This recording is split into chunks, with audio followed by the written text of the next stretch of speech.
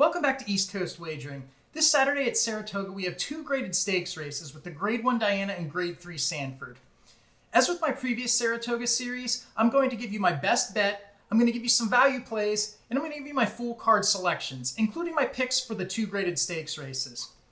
This Saturday has some great fields with some big prices that I like to hit the exotics, so let's take a look at the picks.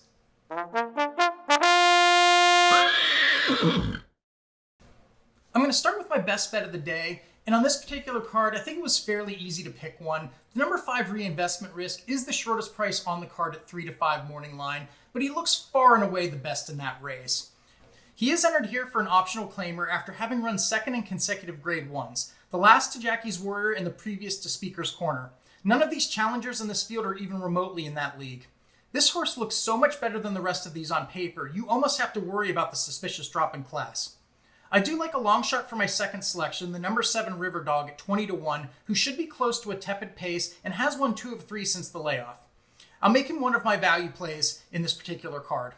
I will toss the 1 Disco Pharaoh as my third choice. Note, I will be playing against the second morning line choice, number 9 Baby Yoda. I think if you get rid of the number 9, there is some value to be found in the try and the superfecta.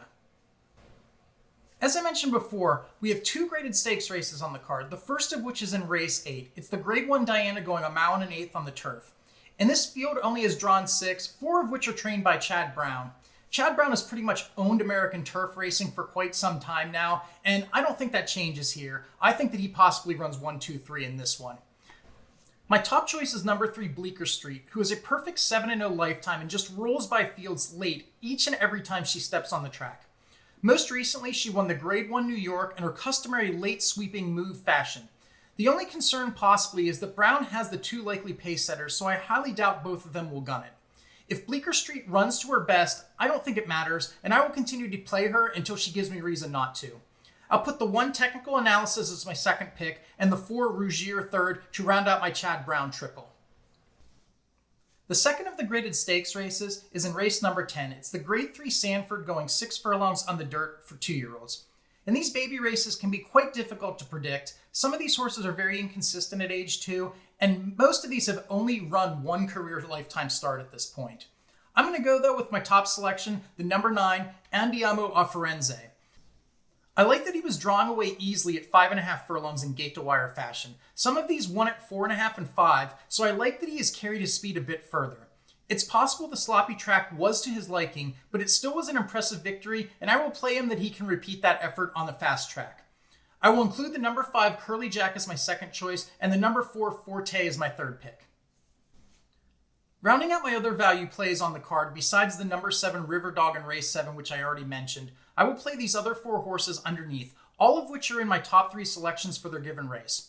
In race number 3, I like the number 6 Sarah's Splendor at 15 to 1. In her only lifetime race, she was well bet, but hit the gate and ran evenly. I'll take the added value based off a trip like that.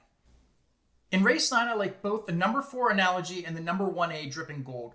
The 4 barely lost by a neck at this level last out after being bumped at the start, and the 1A ran competitively in the Grade 1 Summer Stakes before failing to fire off the long layoff. I'll take the value playing him to improve second off the bench. My final value play is the number 5 Clarabelle in race 11. There isn't much pace in this race, and she should be close. In a fairly weak field, I will take a chance she can hold on for a piece. And here are the rest of my plays for the entire Saratoga Saturday card.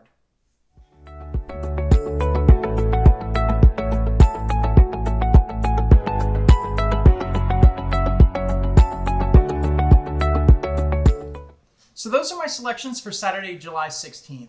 I do like a lot of short price favorites to win, but I do think there's still value in these fields because there are some nice prices that I think can run in underneath. Additionally, if you're playing multi-race wagers, they don't call Saratoga the graveyard of champions for no reason. If you can just get 1 or 2 of those favorites out of the win spot, you can really juice those multi-races.